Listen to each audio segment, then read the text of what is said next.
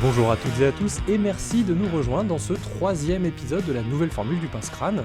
J'espère que comme le deuxième et comme le premier vous avez aimé et que vous allez encore une fois kiffer. Aujourd'hui j'ai un invité très spécial et cher à mon cœur qui est Théo Rivière que je vous présenterai juste après, en tout cas qui se présentera juste après je crois. Comme d'habitude, n'hésitez pas à partager le podcast sur les réseaux.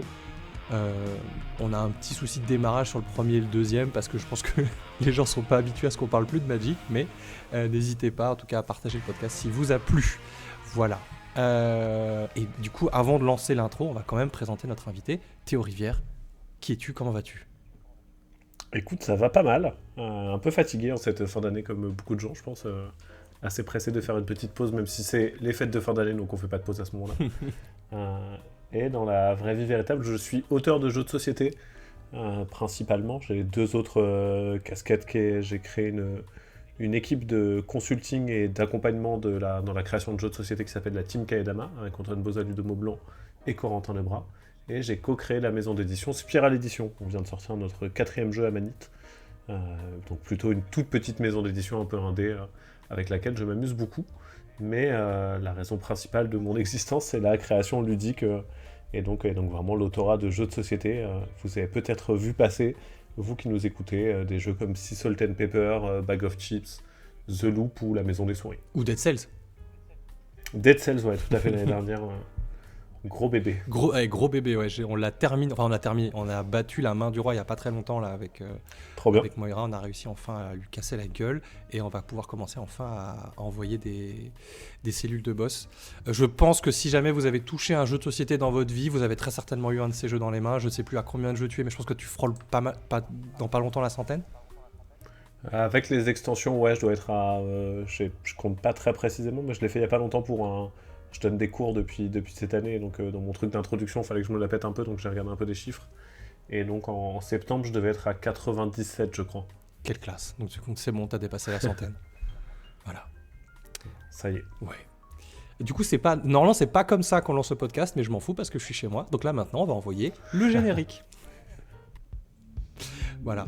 Parce que je savais bien que j'avais raté quelque chose, mais c'est pas très grave.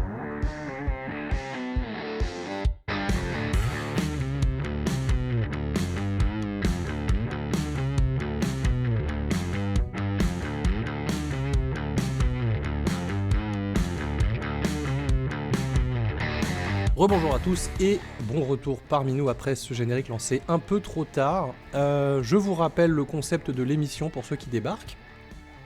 L'idée c'est tout simplement qu'on va vous présenter des œuvres de fiction qu'on a kiffé.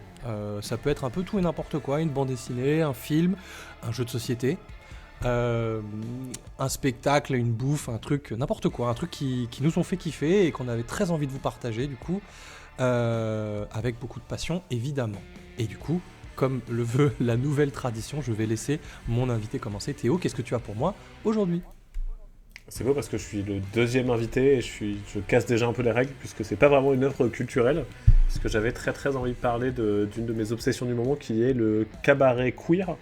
Le cabaret new burlesque, il y a plein de termes pour parler un peu de tout ce que ça englobe, qui est vraiment un truc qui me parle beaucoup depuis quelques années et qui occupe pas mal de mon temps. En tant que spectateur, bien sûr, pas en tant que performeur. Je crois que j'en rêverai un jour, mais je suis vraiment pas prêt du tout. Et qui est vraiment quelque chose qui me plaît énormément et dans lequel je suis tombé les deux pieds joints. Ok. Et tu considères que ce n'est pas une œuvre culturelle du coup ? Ah, c'est plein d'œuvres culturelles, tu vois, il y a vraiment un truc c'est plein de lieux, plein de choses, plein de spectacles, J'ai la chance d'être à Bruxelles, et à Bruxelles, c'est vraiment extrêmement vibrant, il se passe plein de trucs. Je vous parlerai du lieu principal juste après en te racontant comment j'en suis arrivé là. Mais c'est un peu multiculturel, quoi. Il y a vraiment beaucoup de choses à la fois. Mais je t'en prie, vas-y. Mon arrivée et ma découverte, elle est assez rigolote. C'est pour ça que j'avais aussi envie d'en parler, parce qu'elle est marrante dans ce qu'elle symbolise et ce qu'elle raconte. J'étais dans le train pour aller à Essen, qui est le plus gros festival de jeux en Allemagne. Il y a quelques années, c'était avant le Covid, donc je pense que ça va être 2017 ou un truc dans le genre. Et je rencontre d'autres camarades du jeu belge. Donc j'habite à Bruxelles déjà à ce moment-là. Et on est dans le même train et on discute. Et je discute avec un graphiste qui vient de rejoindre Repos Production, qui est une boîte dans laquelle j'ai bossé pendant 2 ans. Et on discute un peu, on sympathise, la personne est vraiment hyper sympa, on a plein plein de points communs en dehors du jeu, donc vraiment c'est très très chouette. Et à un moment un peu à demi-mot, ce graphiste nous évoque le fait que, à côté du graphisme, quand même il y a une autre activité qui est importante, qui est le drag. Donc c'est une drag queen, et elle a créé un cabaret à Bruxelles qui s'appelle le Cabaret Mademoiselle, qui est un lieu fixe, donc j'y reviendrai un peu, mais il y a pas mal de cabarets qui sont un peu itinérants, qui vont un peu de lieu de spectacle, de lieu en spectacle, mais là c'est un lieu fixe, qu'il a monté ça, et que c'est super chouette, que ça se passe bien. Mais il y a un peu d'appréhension, quoi, je ressens le côté de... ça reste une activité qui peut être un peu stigmatisée, il y a le côté drag queen qui est un peu moins développé. Drag Race existe déjà, mais je pense qu'il n'y a pas encore Drag Race France, typiquement, donc le médium est un peu moins connu. 2017, c'est encore... Enfin, c'est... Les années, je trouve que les années sont longues, on va dire, pour l'intronisation, entre guillemets, à tout ce qui est univers LGBT, queer, etc. Ça met du temps à arriver, et je trouve que chaque année est importante, en tout cas, en France notamment. Ouais, c'est assez juste, ouais, tout à fait. Mais donc il nous raconte ça en étant... on le sent un peu, alors c'est peut-être moi qui ai un biais maintenant de confirmation, ça remonte, mais un peu mal à l'aise de « Ok, je vous en parle, j'espère que ça va bien se passer ». Évidemment, ça se passe bien, je suis avec d'autres personnes de la même structure et tout le monde est hyper ok avec l'idée, hyper chouette, mais personne n'y connaît rien. Et on se met d'accord avec un petit groupe de gens de se dire « Ok, en fait, ce qu'on va faire, c'est qu'on va y aller, à la fois parce que c'est cool de découvrir un nouveau truc, et à la fois pour montrer que c'est tout à fait ok pour nous, et qu'il n'y a vraiment aucun malaise au point que, vas-y, en fait, on veut découvrir un peu cet univers-là qu'on connaît pas, allons au cabaret, quoi. Okay. Et vraiment, là, ma connaissance, elle est 0 sur 10, quoi. C'est vraiment un effet de groupe et un peu un truc de soutien de quelqu'un que j'ai trouvé sympathique, de se dire, ok, j'ai senti qu'il y avait peut-être un tout petit peu de malaise par rapport à la perception que tu pouvais imaginer qu'on pouvait avoir. On va te montrer que c'est hyper ok et que ça a l'air trop cool. Vas-y, on book une soirée, on y va, quoi. Et donc on se retrouve à être un petit groupe à aller à Mademoiselle, donc un cabaret qui maintenant est un peu une institution à Bruxelles, mais qui reste un tout petit lieu en plein centre-ville. À l'époque, on ne pouvait pas réserver, donc vraiment, ou alors que quand on était des très grands groupes. Donc on arrive, on s'installe sur les tables, on commande un peu à boire, et il y a une minuscule scène qui est là, et vraiment, on ne sait pas du tout à quoi s'attendre. Et arrive une ribambelle d'artistes, comme la formule est maintenant un peu toujours la même, 3-4 artistes par soir, qui viennent performer 2 ou 3 numéros, et introduits par un ou une meneuse de cérémonie. Et en l'occurrence, la personne qu'on connaissait, donc la veuve, qui maintenant est une drague assez réputée en Belgique, pour le coup, qui a fait Drag Race Belgique saison 2. Et donc la veuve arrive, et déjà il y a un truc un peu intimidant dans « Ah, mais je connais cette personne, pas dans sa persona de la vraie vie, quoi, pas dans sa persona drague. » Et donc il y a un peu un truc de « Waouh, c'est hyper chouette de se dire waouh, cette personne qui a une manière d'être qui lui est propre est complètement différente d'un coup sur scène, et encore plus différente parce que elle est en drague, et donc il se passe déjà un truc qui est un peu magique. Et on commence à voir pas mal de shows avec j'ai plus le cast exact, mais Mademoiselle, et c'est un des trucs que j'apprécie vraiment dans le cabaret d'une manière générale, c'est propose une profusion de numéros assez différents. Donc ce soir-là, on voit pour sûr une contorsionniste, on voit donc une drag queen, on voit une pole danseuse, donc pas mal de choses très très variables. Et vraiment, je repars, j'étais accompagné de Elodie, ma compagne, en plus des copains-copines. Et vraiment, je repars les yeux, c'est 25 à Anabi, quoi. J'ai les yeux émerveillés, je m'en souviendrai toute ma vie, et j'ai envie d'y retourner dès la semaine prochaine. Et ça a un impact sur ma vie qui est plus notable que ce que je pensais, entre autres parce que Elodie se met à la pole, en partie influencée par Winnie Peltis, qui est une artiste donc, qu'on voit performer à ce moment-là.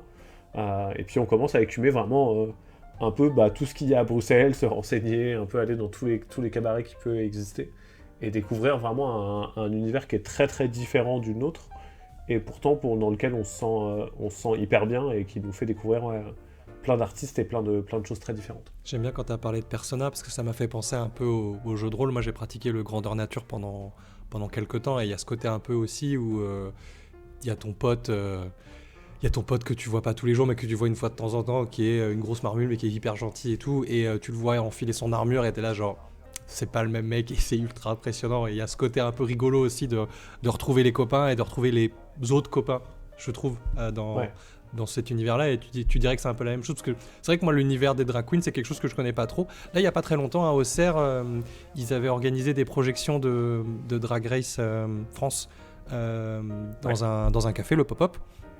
Et du coup, il y avait des drags du coup qui étaient venus aussi pour pouvoir animer un peu la soirée et tout. Et donc moi je le voyais de loin parce que je bossais, mais je bossais juste à côté du coup à carte sur table et le pop-up café juste à côté. Et du coup on le voyait un peu de loin et tout. Et c'est un univers qui m'attire pas spécialement parce que je suis pas dans ce délire-là, mais que je trouve un peu chouette parce qu'il y a ce côté très spectaculaire, très rocambolesque quoi, qui est assez rigolo dans le. Ouais, c'est clair que c'est un truc où je pense que une des premières choses qui m'a séduit, c'est que c'est vraiment marrant, quoi. C'est des moments qui sont souvent hyper festifs, qui a pour vocation de nous faire passer un bon moment. Et donc il y a ce truc hyper fort dans le bah vas-y, on se marre, il se passe quelque chose. C'est un peu. On n'est pas fondamentalement dans le théâtre immersif, mais on n'en est pas loin non plus. Souvent la foule est un peu mise à partie, on échange avec les artistes. Il y a vraiment un truc qui peut faire passer un très très très bon moment. Et pourtant, on a aussi.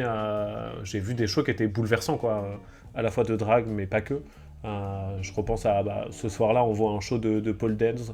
De pole dance avec une artiste qui fait de la pole avec des messages de slut shaming et de haine masculine qu'elle a reçu en ligne en arrière-plan. Et c'était hyper bien amené et hyper fin. Je le décris très très mal, donc là ça a l'air un peu pompier, mais vraiment c'était très très joli. Et ça fait partie de ces trucs de se dire waouh, en fait ce milieu-là il peut être très très rigolo et c'est super parce que j'en ai envie et besoin régulièrement. Et en même temps il peut être très très touchant. Ouais. Tout en ayant un truc que moi je connaissais pas parce que je suis hétéro et que j'ai traîné plutôt dans des lieux pas spécialement LGBTQIA+, mais d'un coup d'être dans un endroit qui est ouvert à tout le monde mais qui a été pensé comme un endroit safe dans le vrai sens du terme pour une fois. Il y a un espèce de truc hyper libérateur quoi, que j'imaginais pas et je me retrouve à être en fin de soirée et à danser alors que je danse jamais parce que j'ai tout le temps honte, mais voilà, les gens ils sont tellement cool, tout le monde danse et tout, c'est parti. Vraiment à avoir des moments assez life changer comme ça et assez libérateur dans le ah vas-y, être entouré de super personnes en fait c'est super bien et ça permet d'être vraiment plus heureux, ce qui est un peu bateau aussi, hein, mais ça m'a vraiment frappé sur ça. C'est con à dire mais c'est vrai, hein, je pense que on peut parler un peu d'LGBT mais enfin LGBTQIA+, évidemment, mais je dis toujours LGBT parce que c'est plus facile, ça fait moins mal à la bouche. Mais c'est des communautés qui ont été créées pour que les gens puissent être eux-mêmes en fait, et tout simplement, tout simplement, ça paraît évident et simple dit comme ça, et un peu trop résumé, mais je pense que c'est important qu'il y ait des endroits où on puisse se sentir nous-mêmes, et je pense que les dragues, alors là je vais sûrement dire d'énormes conneries, donc n'hésitez pas à me casser la gueule dans les commentaires, mais je pense que les drag queens c'est des gens qui ont envie d'être ces personnes-là, en tout cas pendant un certain moment, peut-être pas toute la vie, mais en tout cas qui ont envie d'être quelqu'un d'autre et qui ont du mal à le faire pendant leur vie quotidienne parce que la société elle est pas d'accord avec toi. Donc c'est chouette qu'il y ait des environnements ou qu'il y ait des lieux comme ça qui permettent justement de se sentir bien en fait, tout simplement. Moi je pense qu'effectivement il y a un truc libérateur pour tout le monde, à la fois pour les personnes, pour les performeurs et performeuses c'est sûr, et à la fois pour le public il y a un truc assez empathique qui marche moi je trouve dans le... Alors qu'en plus moi j'ai vraiment des problèmes assez forts avec le cringe, avec l'amateurisme d'une manière générale, tu vois, j'ai du mal à aller voir du théâtre pas terrible, si on est en soirée, il y a quelqu'un qui commence à chanter pas ouf avec une guitare, vraiment je suis anormalement mal à l'aise par ce genre de truc, il y a vraiment un truc de arrêtez, je suis pas bien quoi. Et là, des fois je vois des toutes petites prods, là il y a pas longtemps on est allé voir un show à l'école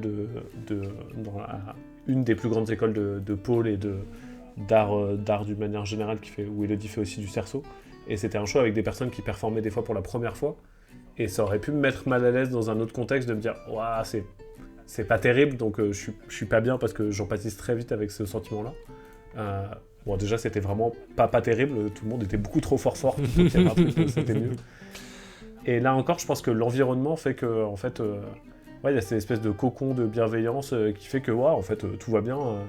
J'empathise pas avec la possibilité de faire un truc un peu raté parce que tout le monde est cool avec le fait de faire un truc un peu raté éventuellement.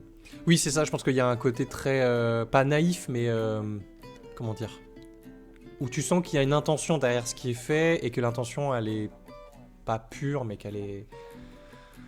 Il y a une intention quoi derrière ça et que les gens autour il y aurait aussi une intention de on va prendre soin de toi entre guillemets, donc vas-y fonce, vas-y à fond en fait, lance-toi à fond, et je pense que c'est pas cringe parce que la personne qui est sur scène se retient pas peut-être. Ouais, il y a un peu de ça, et puis je crois qu'il y a aussi un truc de... moi, d'une manière générale, et j'ai essayé de regarder pas mal de trucs sur ça, et c'est un sujet qui m'intéresse, mais j'ai envie d'enlever un peu de cynisme de ma vie d'une manière générale, un peu partout. Tu vois, j'en ai marre de, typiquement, des films Marvel qui sont des films qui peuvent me séduire dans de nombreux points, mais qui souvent essayent de désamorcer l'émotion, parce qu'il y a cet aspect hyper cynique, hyper... faut toujours un peu rigoler de tout, toujours se moquer un peu, parce qu'autrement, c'est très vite gênant. Et là, il y a cet aspect-là où... même si régulièrement on se moque de plein de choses et qu'on rigole, et c'est là où il y a un distinguo fort, moi je trouve, entre le cabaret queer qui est assez militant, très politique, et le cabaret plus hétéronormé qu'on peut se projeter, le plus grand cabaret du monde, ou du moins de l'effeuillage plus classique, ou des trucs avec des corps un peu tous les mêmes, qui sont des trucs qui m'intéressent pas du tout. Mais il y a une forme de naïveté, du moins une envie de pas mettre de cynisme dans des choses qui n'ont pas besoin d'en avoir, qui je crois me fait pas mal vibrer. Ouais, je pense que c'est ce côté vraiment pas nos limites, mais on fait ce qu'on a envie de faire et on se retient pas surtout. En fait, je pense qu'il y a ce côté aussi, on se retient pas parce qu'on sait qu'on est entouré de personnes qui sont bienveillantes. Je pense que c'est ça en fait, c'est la bienveillance. C'est ça qui est hyper important et c'est ce que j'ai toujours aimé moi en tout cas quand je faisais du grandeur nature, en tout cas dans les assos dans lesquels je faisais, parce que je sais qu'il y a plein d'assos où ça se passait pas très bien non plus, mais en tout cas dans les assos où j'étais, j'ai eu de la chance, j'étais entouré de gens qui étaient ultra bienveillants et du coup ça te permettait de te lâcher un peu plus et de dire bah vas-y, là je vais jouer un rôle de salopard et j'y vais à fond. Et je sais que de toute façon, on a des outils de sécurité émotionnelle, on a des clés, on a des trucs pour arrêter si jamais ça va pas. Mais bah, je sais que je peux y aller à fond en fait et que la personne en face, elle a aussi envie que j'y aille à fond. Et moi, j'ai envie que la personne en face y aille à fond aussi. Je transpose un peu avec le gène, je me permets parce que je vois quelques parallèles, mais je pense qu'il y a un peu de ça, tu vois, qu'il y a ce côté, j'ai envie de me donner à fond pour vous et en retour, s'il vous plaît, me jugez pas quoi.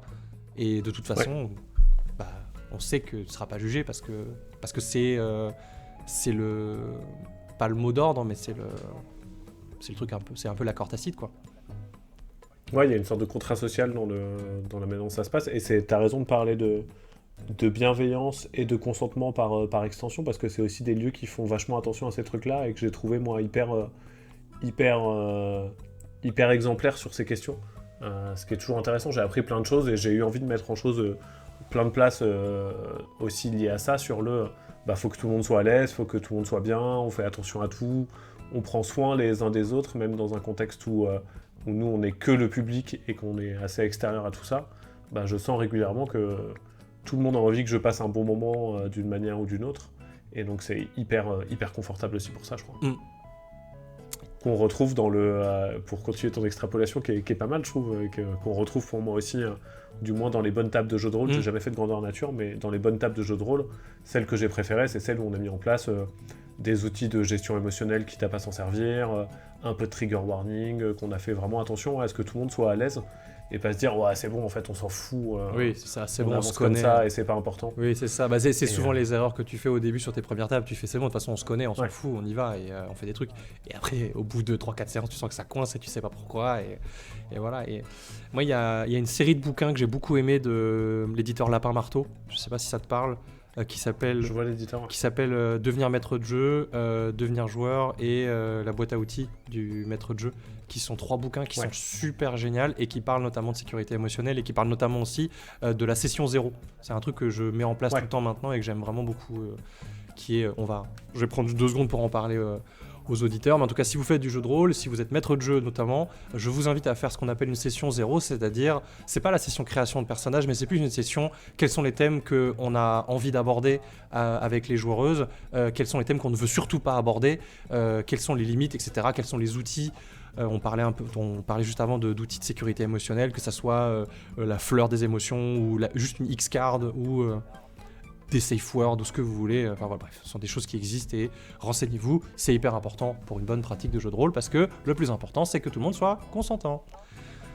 Et c'est marrant, ça c'est des trucs que j'ai repiqués et que j'utilise pas mal dans mon boulot maintenant, notamment sur le co-autorat, où je me retrouve à travailler souvent avec un autre auteur ou une autre autrice, et notamment avec des gens que je connais pas si bien, juste par ah vas-y en fait j'ai bien aimé ce jeu que t'as fait, ah ouais moi j'ai bien aimé tel jeu que t'as fait, vas-y essayons de créer un jeu ensemble, qui sont des relations de travail que moi j'aime beaucoup, et j'en ai 2-3 qui se sont mal passées pour des raisons X ou Y, Et maintenant, je fais une espèce de session zéro avec mes co-autoristes en se disant, ok, bah, essayons de travailler ensemble, mais je te propose avant, on se prend un premier rendez-vous de 1 heure, 1 heure et demie, où on se présente un peu, on dit qui on est, mais on dit aussi, bah, voilà, moi je travaille comme ça, attention, ça c'est un truc qui me met mal à l'aise, donc je veux pas que ça arrive dans le travail.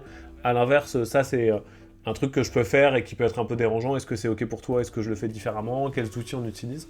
Et c'est un truc qui a vachement simplifié mon boulot, ça fait 1 an que je le fais, je pense, et vraiment mes relations de travail avec les personnes avec qui je l'ai initié sont vraiment meilleures que ce que j'ai pu avoir avant, où il y avait un côté de « Ah bah vas-y, on se connaît, on fait un truc et ça va bien se passer, quoi ». Stylé.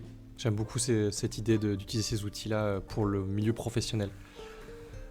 On va boucler sur le cabaret queer. Est-ce que tu aurais un truc à recommander ? Une œuvre pour découvrir, un truc qui est un peu accessible, qui peut être un peu chouette, un truc qui t'a marqué Ouais, je crois que le Cabaret Mademoiselle à Bruxelles, c'est le meilleur endroit pour y aller et découvrir. C'est un peu plus... c'est plus difficile d'avoir des places qu'en 2017. Maintenant, c'est très vite plein, donc il faut réserver un peu à l'avance. Et peut-être aller 2-3 artistes à suivre sur Instagram si vous voulez découvrir plusieurs trucs. Le premier, on en a parlé, mais donc c'est La Veuve. Je pense qu'en tapant La Veuve drague sur Google, ça doit se retrouver très très bien. Donc qu'à cette persona, comme son nom l'indique, de veuve qui a éliminé la plupart de ses maris dans des meurtres atroces pour toucher des héritages, de manière très rigolote évidemment. Je vais conseiller la Morigasme, qui est une artiste un peu pluridisciplinaire, mais entre autres qui fait de la pole et qui vraiment a un univers un peu geek comme ça, assez référencé, que j'aime beaucoup. Et une dernière, parce que c'est une des personnes que j'ai découvertes cette année avec plaisir, qui est une autre drague qui s'appelle Désillusion, donc comme Daisy le prénom et Illusion pour faire le jeu de mots, qui propose plein de trucs assez frais. Notamment on est allé voir cette année une reprise de Wicked, donc vraiment toutes les chansons du film, mais performées, donc lip-syncées, pardon, donc en playback par des artistes drag, et c'était vraiment un merveilleux moment. Ok, stylé. Chouette. Et ben merci pour ce partage. C'est un univers que je ne connais pas et que je pense que je vais aller jeter un œil. Je pense que ça ne me plaira pas, mais ce sont des avis préconstruits, donc on verra bien. Écoute, quand tu passes à Bruxelles, je te traîne dans un lieu sympa la prochaine fois. Ok, noté, vendu. C'est rigolo parce que la dernière fois, dans le 2e épisode, j'ai découvert qu'on avait une thématique malgré moi, et là je pense qu'on a une thématique malgré nous aussi, qui est la thématique de la bienveillance, de la coopération. Parce qu'à mon tour, je vais te présenter un jeu de société. Est-ce que tu es surpris ? Tu aimes les jeux de société ? Je connais pas très bien, mais ça a l'air super. Alors, j'ai joué à Askijo, là, j'ai découvert ça il y a pas longtemps. Génial. C'est moins bien que Flip 7, mais c'est pas mal. Private joke. Alors moi aujourd'hui j'avais très envie de te parler d'Eternal Dex. Donc ça fait quelques temps déjà qu'on s'est organisé pour préparer ce podcast, et du coup ça fait un petit moment que je te tease ce jeu que moi j'ai adoré. C'est sorti cette année, c'est sorti en septembre 2025 si je me trompe pas.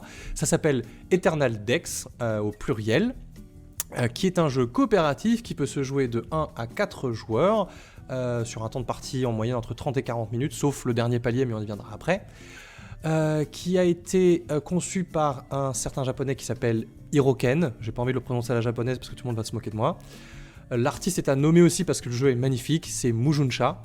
Il a été édité d'abord au Japon par un éditeur que je ne nommerai pas parce que je ne sais pas lire le japonais, mais qui a du coup été localisé en France par Pixie Games. Voilà, j'ai fait le tour des présentations. Eternal Dex, c'est quoi ? Alors ce que j'aime bien, c'est qu'il y a une petite thématique en mode on est des êtres humains, il y a un problème au niveau du cycle de la vie qui s'est arrêté, et du coup on va voyager dans le monde des esprits et des éternels pour essayer d'aller résoudre le problème, et on va du coup descendre de plus en plus profond dans les paliers du monde des esprits. Je trouve ça rigolo quand les jeux de société qui ont absolument aucun thème à la base, parce qu'on va pas se mentir, Eternal Dex c'est un jeu où il y a juste des chiffres et des couleurs. Où ils se mettent à fond dedans et qui mettent vraiment en fait une thématique de ouf, et je trouve ça chouette. Je trouve ça, tu vois, pour moi c'est la limite du cringe, tu vois. Là on est vraiment sur la limite de ce qui pourrait être cringe. Là je suis d'accord, mais pareil, parce qu'il y a, et je crois que c'est ça qui nous touche d'une manière générale, en fait c'est un peu over the top, mais c'est assumé à 100% et c'est fait avec beaucoup de naïveté là encore, et donc ça marche en fait. Oui, mais l'auteur est ouf, hein. J'en parlerai au fur et à mesure, mais l'auteur est ouf. Donc du coup le principe en gros c'est qu'on va voyager va voyager à travers les strates du monde des esprits, blablabla, etc. En gros, Eternal Deck, c'est quoi? Ce que j'aime beaucoup dans Eternal Deck, tout d'abord, c'est la rejouabilité, parce qu'il y a 6 paliers qui sont du coup 6 modes de jeu différents. En gros, il y a un core game, enfin il y a un cœur de règles qui est le même en fait pour tous les paliers, mais à chaque fois tu vas jouer un peu de manière différente. Il y en a 6 du coup différents. Et il y a 4 niveaux de difficulté, comme certains auteurs aiment bien faire, pour vraiment démultiplier un petit peu l'expérience de jeu. Du coup, ça fait, si vous n'êtes pas trop mauvais en maths, ça fait 24 types de parties que vous pouvez faire, plus ou moins, évidemment, mais voilà. Donc du coup, il y a déjà une grosse rejouabilité. Ce qui est assez rigolo aussi, c'est que la dynamique de jeu n'est pas du tout la même, qu'on soit 2, 3 ou 4. Parce que les règles sont légèrement adaptées, mais la dynamique du jeu n'est pas du tout la même. Les règles ne changent évidemment pas, mais la dynamique n'est pas la même. Donc c'est assez rigolo. C'est un peu comme Pandémique. T'as déjà joué à Pandémique à 2, 3 ou 4, bah c'est pas la même dynamique. Là, c'est marrant parce que c'est un truc sur lequel des fois les maisons d'édition nous font des reproches. Ouais. Notamment, tu vois, moi j'ai sorti The Loop, on en parlera peut-être, mais qui est un coop avec Maxime Rambourg, qui est un coop pareil avec des modes de jeu, et c'est très très différent à 2 et à 4. Et on a eu des fois on a eu un peu les reproches de dire non mais à 2 on gagne plus facilement qu'à 4, ou l'inverse, et un peu un côté de ah oui mais en fait c'est pas grave, il n'y a pas des championnats du monde, donc c'est cool si le jeu il offre pas exactement la même expérience en fonction du nombre de joueurs. Pandémique, il y a des championnats du monde et j'ai connu la vice-champion du monde de Pandémique. C'est vrai qu'il y avait des championnats du monde. Ouais, c'est fou. Mais ouais, du coup, dans Pandémique, bah, quand tu joues pas au même nombre de joueurs, quand t'es 2, en fait, tu agis plus rapidement. Donc du coup, t'as l'impression de plus jouer, d'avoir plus de maîtrise sur ce que tu fais. Mais en même temps, le jeu, il agit plus rapidement aussi, entre guillemets. Alors que quand t'es 4, bah, t'es plus présent sur le plateau. Donc t'as l'impression de faire plus de choses, mais tu joues moins souvent. Enfin, bref. Du coup, il y a un peu ce côté-là dans Eternal Deck. Bon, on va rentrer un peu plus dans la présentation du jeu, parce que pour l'instant, je ne fais qu'en parler. Enfin, je fais que survoler le jeu, mais en gros, Eternal Deck, c'est quoi? Le principe du jeu, c'est qu'on va tous commencer avec un deck de départ, de cartes, qui va être à notre couleur, qui est vraiment la couleur de départ, et après, on s'en fout complètement. Mais par exemple, moi, si je suis joueur bleu, eh ben, je vais avoir des cartes 1, 2, 3, 4, 5, qui vont être mélangées dans un deck, et j'aurai 3 cartes en main. Dans un temps... Enfin, non. En gros, toi, tu as toujours 3 cartes en main, donc quand tu vas en jouer une, t'en pioches une pour en avoir 3. Il va y avoir 3 lignes au milieu de la table qui vont avoir des contraintes. Par exemple, la première ligne, ça va être il faut jouer que des cartes de valeur croissante. La deuxième ligne, ça va être il faut jouer que des cartes paires, etc. etc. Et l'idée, c'est que du coup, on va jouer des cartes, et dès qu'on arrive au bout de la ligne, eh ben, on va pouvoir réveiller un éternel qui est du coup sur le bout de la ligne, et qui va nous donner accès à un nouveau deck de cartes. Parce que le principe dans Eternal Deck, c'est que chaque carte, on ne va la jouer qu'une seule fois. Donc ça veut dire que les 5 cartes de départ que j'ai, bah, elles vont me servir qu'une seule fois. Et le problème, c'est que si ça vient à mon tour et que je ne peux pas jouer de cartes, eh ben, on a tous perdu. Donc il y a un espèce de rythme à trouver dans le jeu où il va falloir du coup jouer des cartes, mais en même temps récupérer des cartes, enfin à un moment récupérer des decks aussi. En composant évidemment aussi avec les contraintes qui vont être sur le plateau, parce qu'il va aussi y avoir des contraintes de couleur et de numéro, c'est-à-dire qu'on n'a pas le droit de jouer 2 fois de suite la carte de même valeur ou une carte de même couleur. Et donc voilà, ça c'est vraiment le cœur du jeu. Et après en fait, basé là-dessus, eh ben, il va y avoir des mécaniques de jeu différentes complètes. Par exemple, il va y avoir le labyrinthe, où l'idée c'est qu'il va falloir aligner les cartes de couleur dans un certain motif pour pouvoir remplir des objectifs. Il va y avoir le gardien, où à chaque fois qu'on va jouer des cartes, en fait, on va infliger des dégâts en fait, au gardien, et du coup, il va falloir essayer de le tuer. Où il va y avoir le village fantôme, où du coup, ça va être des contraintes sur les lignes qui vont être beaucoup plus difficiles, etc., etc. Donc voilà. Donc c'est un jeu qui a énormément de rejouabilité, à mon sens, et ce qui est rigolo, c'est que du coup, les règles, bah, t'as les règles de base, t'as le livret, en fait, avec les scénarios et du coup, les différentes manières de jouer. Et à la fin, du coup, l'auteur te dit « Oh, au fait, j'ai fait aussi un mode plus, donc si vous voulez faire le palier A+, B+, C+, D+, etc., bah vous pouvez. » Tu lis règles, c'est juste... Enfin, je vois pas comment c'est possible, c'est hyper dur. Une fois que tu as terminé tout ça, l'auteur te dit « Félicitations, tu as terminé tout ce qui était possible de terminer dans le jeu, tu as débloqué ce matériel-là, qui sont en gros un nouveau deck de départ, qui sont des cartes violettes. Et en plus de ça, n'hésitez pas à poster sur les réseaux sociaux si vous avez créé vos propres paliers, vos propres modes de jeu, etc. » Et t'es là genre en mode « Ok, let's go. » Allons-y. Donc voilà, c'est Eternal Deck. Moi j'ai beaucoup aimé ce jeu. Enfin franchement ça a été mon gros coup de cœur 2025. Je pense que je suis à plus d'une trentaine de parties actuellement. Et c'est super agréable à jouer. Enfin c'est très très chouette. T'as fait tous les différents modes ou J'ai joué à tous les modes, ouais. Ouais. Tous les modes sont très très chouettes. Ce que j'aime beaucoup aussi, c'est ce côté un peu Bombbuster, Hanabi, The Mind, tous ces jeux à communication restreinte. Ouais.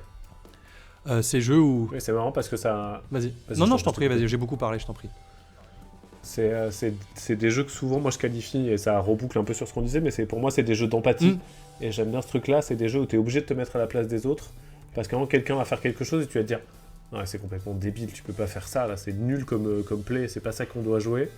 Et tu es obligé de te dire attends, en fait les personnes autour de la table elles sont pas complètement nulles à chier. Donc a priori si t'as fait ça, c'est que t'as une bonne raison de le faire et t'as une information que j'ai pas, ou t'as vu un truc que j'ai pas vu. Ok, je vais te faire confiance et c'est comme ça qu'on gagne. Et cette sensation-là, elle est hyper forte, je trouve. Il y a un truc très joli dans le... il y a une sorte de lâcher-prise sur le contrôle global de la partie, de se dire ok, je joue avec des personnes qui savent jouer, je vais regarder et espérer que tes décisions, je les juge pas trop hâtivement, et je vais me laisser porter par tes choix. Mais clairement, je suis complètement d'accord avec toi, parce que combien de fois tu joues à ce genre de jeu et juste tu t'énerves parce que tu comprends pas en fait. Tu comprends pas pourquoi est-ce que la personne en face de toi a fait ça. Et en fait, la personne qui est en face de toi, elle a joué forcément parce qu'elle avait une raison, parce qu'elle avait quelque chose en tête, à moins qu'elle soit complètement débile, ce qui n'arrive évidemment jamais. Mais il y a forcément une raison derrière laquelle cette personne a fait. Et soit il y a une info que toi tu n'as pas, soit cette personne a une info que elle n'a pas. Et il y a ça aussi en fait qui est hyper intéressant, ce côté un peu déduction aussi. Et ce que j'aime bien dans ce genre de jeu, c'est que tu crées quelque chose autour de la table. Tu crées une méta en fait autour de la table. C'est comme Bomb Buster. Moi, j'ai pas du tout aimé Bomb Buster. C'est ça qui est super bizarre. Moi, j'ai adoré Eternal Deck, mais j'ai pas du tout aimé Bomb Buster. Je ne sais pas pourquoi. T'es allé un peu loin dans les missions ou pas Est-ce que t'as exploré un peu les différentes missions ou pas? Non, du tout pas dans du tout. Bomb Buster, parce que moi j'ai adoré, mais c'est un défaut qui pour moi est... C'est un défaut sans être un défaut, mais en fait ils ont voulu être extrêmement accessibles. Ouais. Et donc les premières missions sont un peu bof, parce que très facile quand on a un peu une habitude de jeu, notamment des jeux de cet acabit. Donc moi je fais commencer systématiquement par celle qui est un peu la fin du tutoriel, qui doit être la 8e ou la 9e mission. Et à partir de là, je trouve que le jeu montre un peu ce qu'il a sous le capot, quoi. Et se permet ensuite dans les missions suivantes de déconstruire des choses qu'on a construites. Mais faut commencer là, autrement il y a un côté un peu de ah oui, il y a juste ça, c'est des fois pas assez en fait. Ouais. Oui, je vois ce que tu veux dire. Donc si t'as l'occasion, essaye une mission un peu avancée, je pense que ça pourrait peut-être que ça pourrait te convaincre avec ça. Ok, ça roule. Et qu'est-ce que t'as pensé de Take Time qui était censé être un peu le banger, enfin le censé. J'ai un peu spoilé mon intention, mais qui était un peu le banger normalement de cette année. Ils s'en sortent bien, je crois qu'en termes de vente, c'est un peu le banger de cette année, quoi qu'il. En tout cas commercialement. J'ai pas beaucoup joué. Je suis parti plutôt avec un a priori où, à la lecture du pitch et des règles, j'étais un peu genre oui, ça a l'air vraiment comme d'hab, je suis pas extrêmement enthousiaste à l'idée de jouer, si ce n'est par l'édition que je trouve absolument somptueuse. En pratique, j'ai plutôt apprécié les quelques parties que j'ai faites, et j'ai acheté la boîte pour pouvoir tout faire et essayer d'explorer le jeu un peu en complet, quoi. Mais pour l'instant, j'attends d'être dans la bonne config. J'ai l'impression qu'à 2, c'est pas là où le jeu va être le plus brillant. Et donc j'attends d'être un peu plus pour jouer.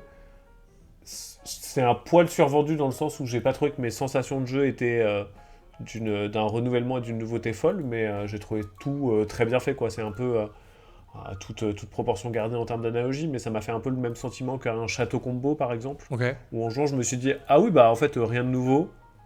Ah, c'est quand même vraiment bien et j'ai envie d'y rejouer, quoi. Des fois c'est bien quand tu tombes sur des jeux comme... J'aime bien comme cette expression que tu as, les jeux comme d'hab, mais qui sont quand même bien, quoi, parce que t'es un peu à la maison, mais pas trop. Il y a ce côté un peu... Complètement. Tu vois, moi, Take Time, j'ai pas compris j'ai compris les règles, hein, évidemment, mais j'ai pas compris l'intention du jeu. J'ai trouvé ça un peu trop aléatoire, en tout cas dans le fonctionnement. Et peut-être qu'on a mal joué ou quoi, mais je me dis déjà à 2, on a galéré, mais alors à 3 ou à 4, je vois même pas comment est-ce que tu t'en sors, en fait. Je trouve que ce qu'il arrive à amener, et ce qui est fort, c'est vraiment cette discussion un peu méta entre les essais de chaque chapitre. Où moi j'adore ce moment où tu te poses, et Pandemic me donnait un peu ce sentiment-là, notamment quand j'ai fait les campagnes de Pandemic Legacy. Un peu conseil de guerre, tu te poses et t'es un peu genre, alors attends. Toi tu vas faire ça, moi je vais faire ça, toi tu feras ça, et là il se passera ça, est-ce que le plan vous convient? Ah non, attends, t'as pas vu que... Ah oui, attends, ouais, t'as raison, tu me rajoutes ça dans l'équation. Et Take Time, je trouve, fait ça de manière assez jolie, tu te retrouves à élaborer un plan de ok, si quelqu'un pioche un 10, on va le mettre là, mais si quelqu'un a une carte impaire, on va la mettre ici. Ok, c'est parti, on se lance, on regarde nos mains, et puis en fait le plan il marche pas du tout. Il y a tout qui pue la merde, il faut tout revoir depuis le début, ouais. Ouais, je vois. Et ça, je trouve ça assez plus impactant et plus agréable que ce que j'avais projeté, pareil, en me disant oui, on peut pas parler sauf quand on joue pas, bof. Bah en fait, c'est plus intéressant que ce que j'avais imaginé. Ouais, il y a plus ce côté, c'est cette construction de méta en fait, comme on disait juste avant, sur des autres jeux comme Bombuster, enfin encore une fois sur d'autres jeux coopératifs à discussion limitée, c'est vraiment ce que tu vas créer en fait autour de la table, ce côté un peu genre, bah au début je comprends pas pourquoi tu fais ça, et maintenant que tu l'as fait genre 5 fois, ok, c'est bon, j'ai compris pourquoi est-ce que tu mettais cette putain de carte à ce putain d'endroit-là qui ne faisait pas sens pour moi, mais en fait, si, ça fait méga sens maintenant. Ouais. Et du coup, oui, je comprends en fait ce que tu veux me dire. Je vois. Très hâte de jouer à Eternal Deck en tout cas, ça me donne envie. J'avais déjà pas mal envie d'y jouer parce que je trouve la boîte très très belle, donc ça m'avait donné envie. Si jamais vous avez envie d'approfondir, le Passe-Temps, qui est une boutique de jeux à Toulouse, qui a une chaîne YouTube, a fait une très belle vidéo YouTube d'explication des règles, mais assez bien amenée, qui m'avait redonné envie une nouvelle fois. C'est en rupture pour l'instant, donc trouvez-le dans votre boutique locale, mais c'est pas facile. Si vous voyez une boîte, achetez-la. Ça revient en début d'année. Février, je crois. J'ai vu passer février, je crois. Mais ouais. Et puis le matos, c'est super chouette. C'est vrai que j'ai parlé des visuels, mais le matos, c'est très chouette aussi parce qu'ils ont pris le parti de pas mettre un plateau. Parce qu'il y a besoin de plein d'emplacements. Enfin, le jeu a besoin de plein d'emplacements pour situer les différentes zones du jeu. Et plutôt que de faire un gros plateau en carton, ils ont fait un plateau en tissu. Ce que je trouve très joli. Je ne sais pas quel est l'impact environnemental d'un plateau en tissu par rapport à un plateau en carton. Peut-être que toi, tu as plus de billes là-dessus. Mais je trouve ça très joli. Je ne sais pas si c'est une bonne alternative ou pas, mais en tout cas, ça prend moins de place aussi, accessoirement, dans le rangement de la boîte. Je crois qu'écologiquement, ça va. Il y a vraiment un truc il y a des grosses études qui ont été faites, là, notamment portées par l'Union des éditeurs de jeux, la WEJ, pour essayer de réfléchir sur ce qui se passait. Et la conclusion des organismes indépendants, c'était un peu genre, en fait, pour qu'un jeu ne pollue pas, il faut qu'il ne soit pas produit. Oui. Mais qu'à l'échelle individuelle des components du matériel, il n'y a pas grand-chose qui était significatif par rapport à ce que ça générait, entre autres parce que les jeux sont des objets de la répétition. A priori, ton Eternal Deck, tu vas pas le jeter après 3 parties. Si jamais tu t'en sers plus, tu vas le revendre ou il va rester sur une étagère. Donc c'est pas des objets qu'on rachète régulièrement. Donc malgré l'impact écologique qui est certain, puisqu'il y a quelque chose qui a été fabriqué, produit, des fois avec du plastique, etc., on n'est pas l'industrie la plus déconnante à ce niveau-là. Ouais, enfin, va dire ça à des gens qui ont plus de 300 boîtes de jeux et qui n'ont pas joué à la moitié, parce que le reste, il y a une moitié qui est filmée. Oui, ça c'est pas la meilleure idée. Jouer à vos jeux d'une manière générale. Oui, non, mais je plaisante. Mais c'est vrai que le jeu de société a quand même ce côté un peu... Enfin, cette excuse de se dire, bah en fait, je pourrais y rejouer ou je pourrais le vendre, un peu comme le bouquin, quoi. C'est quelque chose que tu sais que tu vas ressortir un jour ou un autre. Ouais, plus souvent qu'un bouquin, cela dit. Oui. Tu vois, genre, je m'en suis rendu compte en le disant, mais oui, le jeu de société, tu le sortiras plus facilement qu'un bouquin. C'est pour ça que moi j'adore prêter mes bouquins, parce que je me dis, je les ai dans mes putains d'étagères. Ok, ils sont jolis, mais il y a un moment ou un autre, il faut bien que ça serve, quoi. Donc moi j'adore. C'est pour ça que j'aime partager en général ce qui m'a fait kiffer, mais les bouquins notamment, je trouve ça chouette. C'est des beaux objets, et les jeux de société aussi, en vrai. Grave, moi c'est un vrai truc qui excuse ma surconsommation, notamment de manga, et on en parle après. Mais aussi parce qu'il y a un truc de... Ouais, c'est si plaisant quand quelqu'un passe et te dit « Ah ouais, tu connais ça et tout ?» J'aurais bien lui dire « Ouais, attends, je l'ai, je te le prête. » J'adore cette sensation, elle est trop cool. Tiens, attrape. Bah oui, mais ça c'est trop chouette. Enfin, bon bref, moi j'adore ça aussi. Bon, sauf quand on tolère pas, mais bon, ça c'est notre histoire. Et encore, des fois ça me dérange pas tant que ça. Je me dis qu'ils ont une vie, quoi. Bon.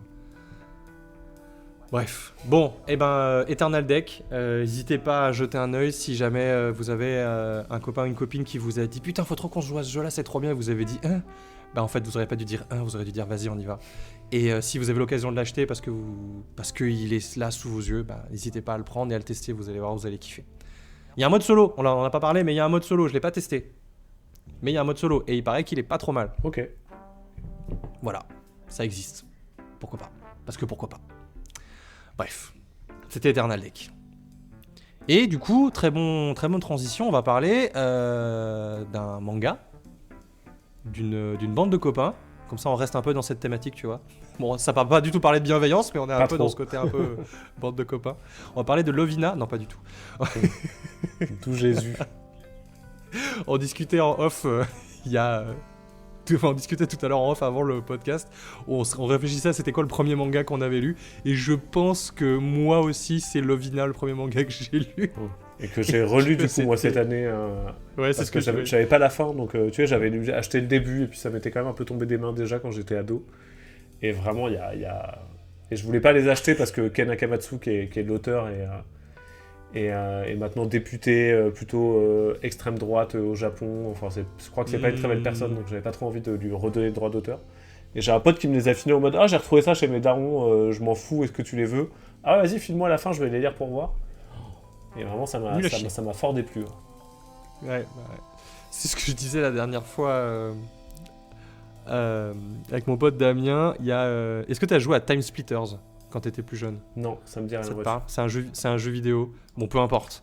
C'est un jeu vidéo et il y a une équipe qui a passé plus d'une dizaine d'années à faire un remaster du jeu. On l'a téléchargé, on a joué, on a fait la nostalgie, c'est bien là où c'est-à-dire dans le passé. Ouais, régulièrement, il faut pas le faire, ouais, je suis d'accord. Ouais, c'est ça. Mais du coup, en parlant de nostalgie, on va parler du coup de 20th Century Boy. Est-ce que tu veux présenter l'œuvre? Ouah, je sais pas si je peux le faire aussi bien que toi, on en reparlera parce que moi je les ai lus il y a fort longtemps pour le coup. Allez, ça marche. Moi j'ai la page Wikipédia sous les yeux, donc c'est plus facile. Alors, 20th Century Boy, c'est un manga de type seinen qui a été écrit et dessiné par Naoki Urasawa, que vous connaissez peut-être aussi parce qu'il a fait notamment Monster, qui est pas une petite œuvre non plus. Non. Il a sûrement fait d'autres choses, mais il n'y a plus rien qui me vient à l'esprit. Moi j'ai un peu tout lu et je crois que j'aime tout. J'ai un amour assez fort pour Pluto, qui est sa série qui reprend Astro Boy. De Tezuka et ça dans la veine de Monster et de 20th Century Boy, sa série d'après s'appelait Billy Bat. Ah oui, j'en ai entendu parler. Je crois qu'elle divise pas mal. Moi, c'est presque ce que j'ai préféré pour le coup. J'ai vraiment dans le même genre de délire un peu, on y reviendra, mais un peu over the top avec plein de complots, plein de mystères, plein de trucs qui dépassent tout le monde. J'ai trouvé que c'était assez touchant, vraiment très joli. Du coup, 20th Century Boy, c'est quoi? C'est un peu compliqué à en parler, mais en gros... Beaucoup de choses. C'est beaucoup de choses, ouais. C'est beaucoup de choses. On va essayer de dresser un peu le portrait, en tout cas du synopsis de base. L'idée du coup de 20th Century Boy, c'est un groupe d'enfants, une bande de copains qui se sont construits une base secrète dans un champ et qui aiment bien jouer comme des gamins. Et pendant un été, ils décident de rédiger un bouquin qu'ils appellent le livre des prédictions, si je me souviens bien. Où en gros l'idée c'est que il raconte un peu ce qui pourrait se passer dans le monde s'il y avait un grand méchant qui faisait des trucs, etc. Et que du coup il y aurait un groupe qui viendrait du coup pour l'empêcher de faire tout ça, quoi. Or il s'avère que 28 ans plus tard, je sais plus, enfin en tout cas 28 ans plus tard je crois, les prédictions qui étaient dans ce fameux livre d'enfants commencent à se réaliser.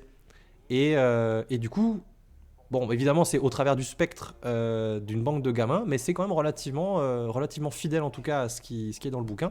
Et du coup, s'ensuit une espèce de complot, course-poursuite, où du coup, le héros, le personnage principal, essaie de retrouver sa bande de copains, parce que c'est une bande de copains d'il y a une trentaine d'années, et de quand ils étaient tout gamins, quoi. Donc, pas facile de se souvenir des trucs, pas facile de retrouver les copains, chacun a eu des vies différentes, etc.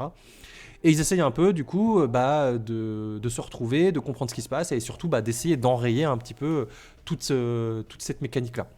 Alors, la série est en 24 tomes, donc autant vous dire que ça part très très loin. Je pense qu'on va éviter de trop spoiler l'œuvre parce que c'est pas trop l'idée, mais l'idée c'est que, disons que tous les 4-5 tomes, vous vous dites « Ah, c'est la fin !» Et non, c'est pas du tout la fin. Et je trouve que Urasawa a un peu cette force-là, et je sais pas si c'est une force ou c'est une faiblesse, mais il y a ce côté un peu genre, t'as un climax de ouf, et tu dis, ça y est, c'est la fin, il peut rien se passer après, et après il te fait, bah non en fait. Si, il y a autre chose. Et il arrive toujours à surenchérir, enfin il y a un côté un peu surenchère, je trouve, dans ses œuvres. Ouais, je suis assez d'accord, il y a une gestion du mystère et de la taille des mystères qui est des fois un peu impressionnante aussi. Je sais que 20th Century Boy repose sur un gros mystère de départ, sur l'identité d'un personnage mystérieux. Et cet aspect-là, dès le départ, il est là. Il y a vraiment un côté de... C'est dur de théorie crafter et on voit jamais venir quoi que ce soit, je trouve. Et donc, il y a un truc qui est vraiment génial dans en tout cas, dans mes souvenirs un peu parcellaires de la lecture, c'est vraiment dur de s'arrêter. Et comme l'œuvre est complète maintenant, on n'a pas à attendre la parution des prochains chapitres. C'est vraiment dur de s'arrêter parce que on veut tout comprendre et je trouve que les résolutions sont plutôt réussi, ce qui est toujours un peu dur quand on met en place des mystères aussi énormes. la déception de la résolution ou de l'absence de résolution peut parfois être forte. Et de mémoire là encore, mais je me souviens pas spécialement avoir été déçu par 20th Century Boys à aucun moment, de me dire ah ouais ok on m'a chauffé mais tout ça pour ça quoi. Bah... Alors ce qui est rigolo, c'est que du coup, on a un peu cette vision de tu l'as lu il y a 10 ans et moi je l'ai lu il y a quelques mois. Oui, clairement. Et moi je m'étais acheté l'intégrale du coup parce que il paraît que c'était bien et que du coup il fallait que je lise. Je ne suis absolument pas déçu de ma lecture, hein. Je vais évidemment nuancer un peu mon propos parce que sinon il n'y aura pas de discussion. Mais en vrai, non, blague mise à part, tout ce que tu as dit est vrai, même s'il est un peu biaisé par le prisme de la nostalgie, je pense, et des souvenirs. Forcément. Même si c'est totalement vrai. Après, c'est aussi quelque chose qui date un peu, hein. Pour rappel, ça a été écrit entre 1999 et 2007, donc c'était il y a quand même plus d'une vingtaine d'années, donc on n'écrivait pas les mangas de la même manière aussi à l'époque. Ouais. Et on n'écrivait pas non plus les intrigues, et les codes de la société n'étaient pas exactement les mêmes, donc il y a 2-3 petites choses qui sont plus très politiquement correctes, on va dire, qui traînent par-ci par-là, mais ça reste ok parce que c'est une œuvre de fiction et je trouve qu'elle a pas trop mal vieilli. En tout cas, moi, pour l'avoir lu avec un spectre d'analyse de 2025, j'ai trouvé ça ok. Il y a vraiment ce côté, effectivement, comme tu dis, enchevêtrement de mystère. Et vraiment ce mystère de base qui est, mais putain, c'est qui Ami, en fait. Ami qui est du coup une personne qui a un masque, en fait, et qui a créé une secte, et qui est du coup cette secte qui perpétue un peu le cahier des prédictions, etc. Et en fait, plus t'avances, en fait, et plus l'auteur te fait « Ah, regarde, je t'ai mis des indices. Je pense que c'est lui. » Et t'es là genre, bah oui, c'est lui en fait. Ça peut pas être quelqu'un d'autre. Et après, l'auteur, il te fait, eh ben en fait, non. Parce que j'avais décidé d'inventer un twist qui va faire que non. Et du coup, je trouve que par moment, c'est un peu artificiel. Ouais. Il y a ce côté un peu artificiel de... tu sais, un peu comme... Charlie Brown, et je sais plus comment elle s'appelle, tu sais, où elle te dit à chaque fois, vas-y, tape dans le ballon, t'inquiète pas, je vais pas l'enlever. Et elle l'enlève à chaque fois. Et bah, il y a un peu ce côté-là aussi, tu vois. Ouais. C'est que une fois que tu vois cette ficelle-là, tu peux plus t'empêcher de la voir en fait à chaque fois. Ouais, je comprends. Ce qui va bien avec le fait que moi je l'ai lu assez jeune, donc il y avait un truc de, je pense que t'excuses aussi plus de choses quand t'as une moins grande connaissance et que t'as une moins d'expérience d'œuvres diverses. Carrément, ouais, bien sûr. Mais j'en garde un souvenir merveilleux pour le coup. Ouais, bah après, moi j'en garde un très bon souvenir, enfin j'en garde un très bon souvenir, je l'ai lu il y a pas longtemps, mais j'en garde quand même un bon souvenir. Du haut de mes 33 ans, avec mes 33 ans d'expérience d'œuvre de fiction, ça reste quand même une très très très très bonne œuvre. C'est très bien écrit, la plume est chouette, l'univers qui dépeint est très sympa aussi. Ça part dans tous les sens, il y a un côté un peu loufoque et ridicule par moments, mais qui est excusé par le fait que bah, c'est des gens qui sont en train de renouer avec des délires de gamins en fait. Et il y a un peu tout ce thème-là qui suit l'œuvre, qui est le rapport à l'enfance, le rapport à ton enfance, à l'univers, enfin à ton imaginaire en fait que tu avais créé. Et tu vois plein de personnages en fait, avant, après, entre guillemets, genre 30 ans plus tard, qu'est-ce qu'ils sont devenus.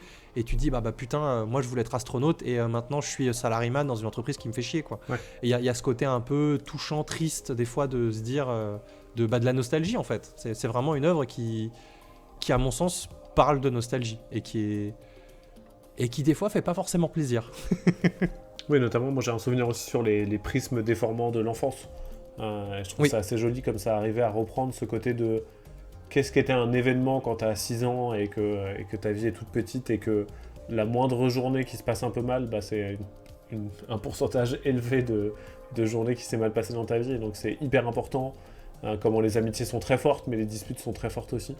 Et je trouvais que ça dépeignait, en tout cas de mes souvenirs d'enfance, à la campagne en plus, ce qui est de mémoire un peu le cas. Ils sont pas dans une grande ville, c'est pas la campagne, mais ils sont pas dans une grande ville, les gamins, quand ils sont enfants en tout cas. Y a un truc assez touchant et qui fonctionne bien sur ça. Ouais, mais c'est un truc que j'ai découvert par une vidéo de vulgarisation de science, de je sais plus quoi, donc ça va être très approximatif ce que je vais dire, donc prenez-le avec beaucoup de pincettes. Mais il y a ce côté où quand t'as 5 ans, un an, c'est 20% de ta vie.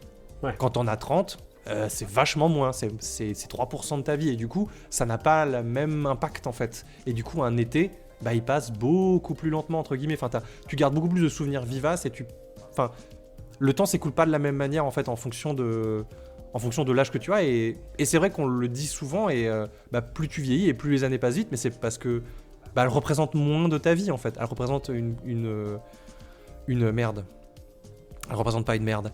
Elle représente une portion de plus en plus petite de ta vie, en fait. Et ce qui fait que, t'as pas la même appréciation, en fait, du temps, en fait, et de tout ça, quoi.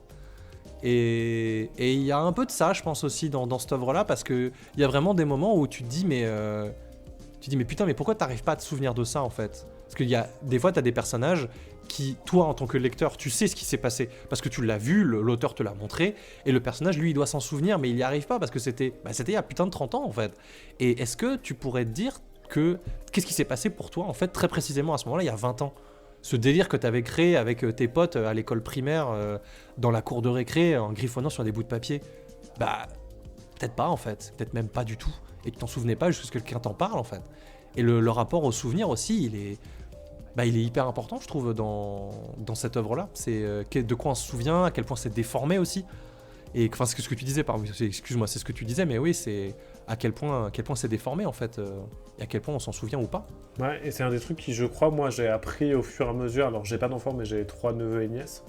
Et je pense qu'un des trucs qui fait que notre relation fonctionne, c'est qu'à un moment, j'ai compris, alors pas grâce à 20th Century Boys, mais peut-être un peu en sous-texte, hein, si ça se trouve, ça m'était resté en mémoire, l'aspect un peu de... En fait, quand ma nièce qui est en 5e au collège me raconte ses problèmes, c'est d'une absence d'intérêt complète et totale pour moi. Il y a vraiment un truc de... Ah, il y a machin qui t'a mal parlé au self, et il y a machine qui a dit ça, et en fait, je sais que même pour elle, à un moment, ça sera complètement trivial et qu'on s'en fout. Mais en fait, aujourd'hui, de son point de vue et à sa perspective, c'est le truc le plus important de sa semaine. Et machin qui a volé le pain au chocolat de Bidule et qui l'a insulté, en fait, c'est un énorme événement, comme moi, il pourrait m'en arriver, où j'aurais l'impression que c'est plus important parce qu'ils sont plus gros dans l'absolu. Et donc, il y a un espèce de truc de laisser la place à ces événements-là en les accueillant comme étant quelque chose d'important pour l'autre. Alors que tu sais que dans 10 ans, ça sera plus un souvenir, quoi, et que ça aurait été oublié, mais de dire, ok, je vais pas porter un jugement de valeur sur ta perception parce que c'est pas la mienne, et accepter ok, ça c'est important pour toi, je vais en faire un truc important pour moi aussi. C'est beau. C'est très chouette. C'est de l'empathie de nouveau, incroyable. C'est de l'empathie. Ah, incroyable, quelle belle thématique. C'est bon, alors on a notre thème. C'est beau. Ouais, j'aime bien cette idée-là. Effectivement, c'est chouette. Je l'avais pas conscientisé de cette manière-là, mais c'est vrai que des fois, il y a des choses qui prennent plus de place que d'autres pour certaines personnes, des choses qui sont plus importantes, et notamment, il y a aussi ce truc. Bon, je me suis pris les pieds dans le tapis, mais je vais dire ce que je veux dire. Il y a quelques années de ça, en fait, je me suis rendu compte d'un truc en parlant avec ma sœur qui a subi un épisode de dépression qui était plus ou moins fort, hein, évidemment, c'était pas quelque chose de très grave, mais en gros, elle avait fini ses études. Et quand tu finis tes études, t'es plus dans ce quotidien où t'es entouré de gens, en fait, en permanence, tu te retrouves un peu tout seul chez toi, et ça fait super bizarre, en fait, de plus avoir ce quotidien où tu te lèves, tu vas à l'école, tu sais ce que tu as à faire, tu dois aller en cours, tu dois faire ça, etc. Blablabla, et surtout, tu vois plein de gens. Bon, évidemment, à part si tu es salariman ou si tu bosses dans un grand ou dans une grosse boîte, quoi. Mais il y a ce côté un peu où tu perds tout ce quotidien. Et je trouve que, je vais reboucler avec ce que tu disais juste avant, mais ça fait partie de ton quotidien, en fait. Et du coup, cette personne qui t'a mal parlé à ce moment-là, même si effectivement ça a l'air de rien, c'est quelqu'un que demain tu vas devoir revoir, en fait. Et que tu vas devoir revoir le jour d'après, etc., etc. Et si ton quotidien, en fait, il est rempli de ces choses-là, ou en tout cas, ça a une place plus ou moins importante, ouais, c'est pas chouette, en fait. Même si c'est pas un problème qui, de prime abord, peut paraître grave ou important. Ouais, c'est ça, c'est vraiment un truc de point de vue et de perspective par rapport à ce qu'on ressent. Ma patronne, mon ex-patronne, pardon, du coup. Mon ex-patronne, elle avait cette image qui est bien, c'est que si tu mets les lunettes de quelqu'un d'autre, en fait, il faut savoir mettre les lunettes de quelqu'un d'autre ou se mettre dans les chaussures de quelqu'un d'autre, parce que à une situation donnée, toi, ça peut te paraître bénin, mais pour une autre personne, ça peut être juste la chose la plus importante du monde. Et tu peux pas le savoir, en fait, si t'essaies pas un minimum de te mettre à sa place. Ouais, complètement. Voilà. Mais ce n'est pas ce dont parle 20th Century Boy, en tout cas pas complètement. Mais un peu, mais pas complètement. Mais un petit peu, mais pas complètement. Bref. Et écoute, je pense qu'on arrive presque à 1 heure de podcast, et c'est à chaque fois ce qu'on vise, et on est plutôt pas mal. Est-ce que tu as envie de rajouter quelque chose sur 20th Century Boy ? Non, lisez-le, je vais le relire, je crois, ça m'a donné envie, donc je pense que 2026 sera l'année où je relis 20th Century Boys et Billy Bat, je crois que je vais lire les deux. Allez, voilà. Et si jamais vous n'avez pas 20th Century Boy, n'hésitez pas à envoyer plein de MP à Théo, il sera ravi de vous les prêter. Ah, si on se connaît, passez à la maison, je vous les prête. Bref. Moi, j'ai pas grand-chose à rajouter sur 20th Century Boy, si ce n'est que l'édition Ultimate est très chouette. Moi, je l'ai décidé de l'acheter. J'ai fait un mix entre j'achète les tomes 9 et j'achète l'occasion parce que une histoire de disponibilité, on s'en fout, c'est pas très intéressant. Mais en tout cas, l'édition est très chouette, je vous la recommande plutôt que l'édition précédente qui est, à mon sens, un peu moins jolie. Si vous avez l'opportunité de choisir, sinon prenez n'importe quoi, de toute façon, c'est la même histoire. Ouais, moi j'ai la moins jolie parce que je les ai achetés avant qu'ils sortent le collector, ça c'est pas le drame, mais je suis toujours irrité quand il y a une œuvre que j'aime bien et que des fois pas longtemps après la fin de l'œuvre ou même au milieu de l'œuvre, des très belles éditions collector sortent et je suis genre ah non mais je vais pas revendre mes tomes normaux pour racheter les plus beaux parce que c'est quand même un peu débile, mais j'ai un peu envie de le faire quoi. Comme la parfaite édition de Full Metal Alchemist. Très bon exemple. Mais ça peut être une occasion pour l'offrir à quelqu'un que tu aimes bien ou effectivement le revendre d'occasion et le racheter à un moindre frais, la version collector. C'est vrai que je pourrais faire ça. Ne faites pas ça, ce n'est pas une bonne idée. Gardez vos œuvres telles qu'elles sont. Moi, je suis toujours partisan de ne pas prendre les collectors parce que j'achète l'œuvre pour l'œuvre. Sauf si c'est vraiment une œuvre que j'adore et que je veux avoir un beau poster, un truc dans le genre, mais c'est rarement le cas. Donc voilà. Ou sinon, soyez pote avec un libraire. Moi, par exemple, tu vois, chez moi, j'ai une PLV de Smoking Behind the Supermarket with You, qui est incroyable. On aurait pu en parler, c'est merveilleux comme ça. Moi j'en ai parlé dans l'ancienne version du Pince Crâne parce que j'ai beaucoup aimé ce manga. Peut-être une autre fois. Le mot de la fin ? Merci. Merci. Oui, merci à toi Théo, merci à vous auditeuristes de nous suivre. N'hésitez pas, comme je l'ai dit en introduction de podcast, à partager sur YouTube, Spotify, Apple Podcast et toutes les plateformes où vous pourriez écouter. N'hésitez pas à suivre Théo Rivière sur ses réseaux, c'est-à-dire Instagram principalement, Théo_Sacha, comme Sacha de Pokémon. Voilà, où je suis sûr qu'il vous racontera plein de belles choses, j'en sais rien, parce que moi je suis pas sur les réseaux. Bien joué. J'essaye en tout cas, j'essaye de me sevrer. Bon, en attendant, j'espère que je vous ai donné de quoi vous occuper, vous divertir d'ici le prochain épisode. Et c'était le Pince Crâne, des bisous. À bientôt.